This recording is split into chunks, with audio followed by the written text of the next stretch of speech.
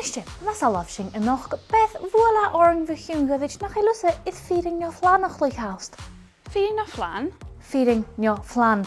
Bí utáiste chuinte go bhfuil na rialtain gama siimplí chuir sin cad gana chuile agus tuí có adal a chluich. A chaní lach milton sé de chuile?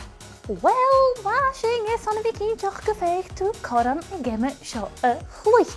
Niste, go bí cóthagus a chuile beach go dtí cist a rickers. Mi gifad a chist ceir heit an flanacach. Mi gifad a chist ceirst. Well, flanací sin cúte cin eile. Siimplí. Siimplí go leor. Zach nach chuidú cad gan chuile.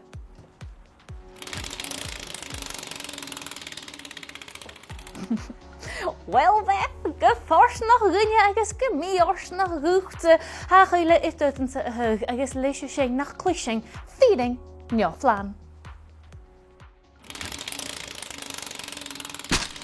Feeding no flan. Ceirst met ha, Beth, is an flan a checht nu chanémo ach I cheist a seo ein ceirst. I wil tuk sin na wieltjen. Ha mé tuk sin. Glé vat met ha. Dé go arst sa ha bain Everest an a miteren. Millimetered? Give me arst nog, Beth. Ha sin ceir. Zach, na buchtu choma.